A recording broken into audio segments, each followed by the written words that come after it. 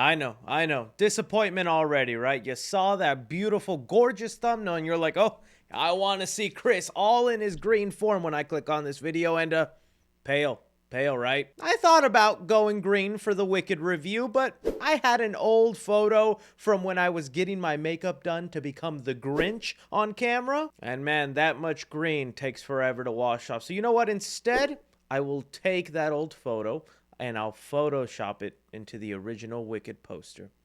There you go. That's for you. You can have that. Put it as a phone wallpaper. Give it to someone for Christmas. Let's review Wicked. So with Wicked, we are getting the movie adaptation based off the famous Broadway musical about a girl named Alphaba, a misunderstood young woman because of her green skin, and Glinda, a popular girl who become friends after an encounter with the wonderful Wizard of Oz. That's all pretty much without any spoilers to you guys. This will be a spoiler-free review.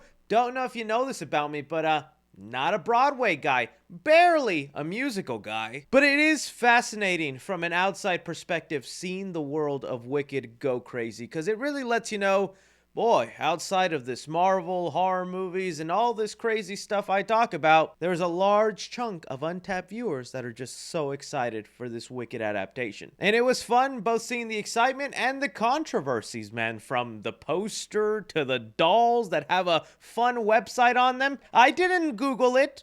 No. But joking aside, at a time like this when there was such a large fan base for something, I always want to give it the benefit of the doubt and be like, okay, there must be something to this. This is one of the most popular Broadway musicals of all time. There's gotta be more than just the witch is actually the good guy, you know? And to my surprise, yes, there actually is more than just the witch being the good guy. Starting off with the things I actually enjoyed about this movie, that in itself, that the story is more than just, hey, what if the witch wasn't evil and was just misunderstood? That might have been original and kind of refreshing back when the musical first came out, all the way back in the lovely year of 2003. Just Googled that. But in 2024, oh dude, I am sick of the misunderstood villain trope. Sony is the king of taking villains and making them anti-heroes or misunderstood. Disney has done it a couple of times now with Maleficent and even Cruella, but I actually quite enjoyed Cruella. Heck, I think even Oz the Great and Powerful had a misunderstood origin for their Wicked Witch. Granted, it probably was taking inspiration from the Broadway musical. So I was like, okay, fine, I guess I'll just see this trope play out again. But there was so much more to the story than just that. Cynthia Erivo as Alphaba, I thought did a nice job in the role, and now it seems very clear why they went with a black actress to portray the witch. There's not really a lot of subtlety there, and you know, people being repulsed and angered by a person of a different skin color. This instance, though, being a green person. Although I do think it's kind of funny.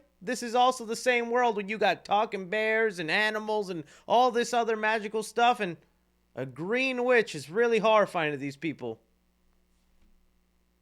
Ruin my suspense of disbelief. But that's honestly the part of the movie I was expecting, and they do that well, you know? Is someone born evil, or is someone made evil through the circumstances put around them? That's where we get into the misunderstood villain. It was actually this subplot involving the talking animals that really glued me to this film, where I had no idea this was part of the Wicked musical. I don't want to give too much away in there, but man, there is a lot of actually interesting lore for the Wizard of Oz universe there that I was like, this is what I wanted to see. Is just, we're in this fantasy realm where magic is here. There's a Munchkin land, there's a wizard, there's talking animals, and Wicked dives deeper into some of that stuff, and there is this conflict going on where them trying to erase history or censor what's been going on, and I'm like, man, that's a good thing we don't have those kind of debates here about censoring our own history or what should be taught in schools and what shouldn't be. So honestly, that was my favorite part of it, but the other unexpected thing that also made me enjoy this movie so much more, Ariana Grande. Now, I grew up having a little crush on this girl since I was a wee lad watching her on Victorious. And I knew from her days as Kat that she was funny and she did a good job of playing this kind of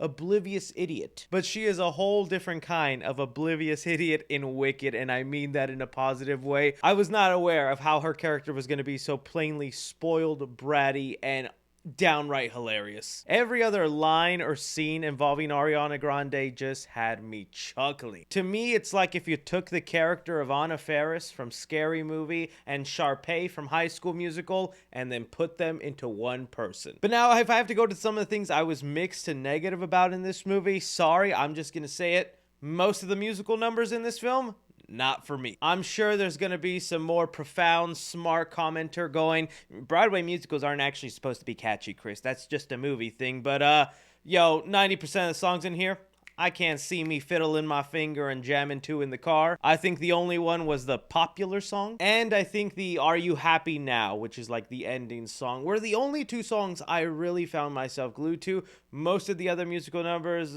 kind of rolled my eyes a little bit and was just waiting for them to be over. It's not a Joker 2 situation where it feels like you could just pluck them out of the movie. They do add context and they fill the world up. They do what a musical number should do, but just from an honest standpoint, they didn't do much for me in like getting me hyped and excited. I did like the dance choreography in the library scene, but I just wasn't that into most of the musical numbers in this movie. While I also have a giant appreciation for the sets and practical effects that they built for this movie, because there are a lot of parts of the Oz universe that look nice, this like layer of CGI or lighting glare they add on top of it, I think really diminishes some of that practical effects world to where the world feels a little more glossy and it kind of disconnects you from your actors, like where they maybe just are on a green screen stage. But I'm not to the point saying that all the CGI visual effects work was awful in this movie, because a lot of it I thought was actually nice. And I guess the other negative that is more of a pending negative when I see part 2, because yes, this is a part 1, although none of the marketing posters or trailers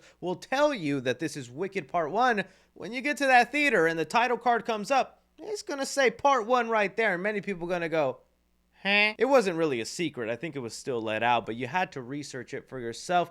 In my opinion, based off what I know about this musical, which is not a loss, I feel like I got most of what I needed out of this part 1. I feel like I can imply where the rest of the story goes thanks to the way the movie begins. And so I'm going to be more curious to see how much more story is left over in part 2, and could we have just crammed that into one epic film? Because this one did feel a little long, and at times it felt like it was dragging its feet and there wasn't much movement. And then when I was finally starting to get like super invested into the story and see what was happening, it ended. But all that being said, I had a lot better time than I thought I was going to with Wicked. As someone who had no interest whatsoever in this, there were things in here that kept me entertained and going. And when the second movie comes around, thinking I'm gonna buy a ticket and show up. So when it comes to Wicked, I'm gonna give action 3 stars. Most of the action comes at the end of the movie. A lot of before is just kind of seeing the Oz world, getting to know the characters, setting up the story. Comedy in the film, I'm gonna give 3.5 stars. Look, Ariana Grande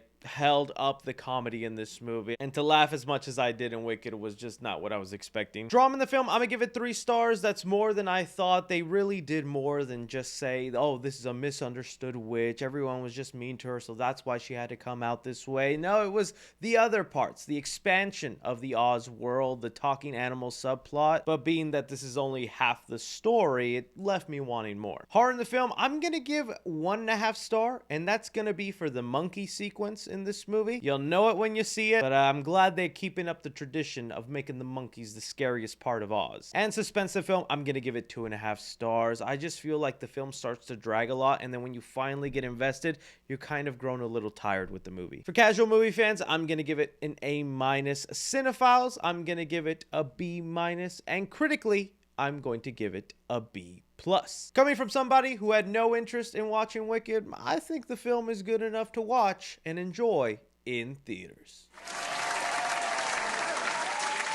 Again, that's just my opinion on Wicked, guys. For those of you who are really big fans of the Broadway musical, please let me know if you enjoyed the movie. What's some of the major changes? Is there really a lot of story left over, enough where they can pull out a second movie? But you guys go ahead and let me know your thoughts down below. Don't forget to like, subscribe, follow me on Twitter at 3C Films or on TikTok at 3C Films. But as always, I'm Chris. Take care.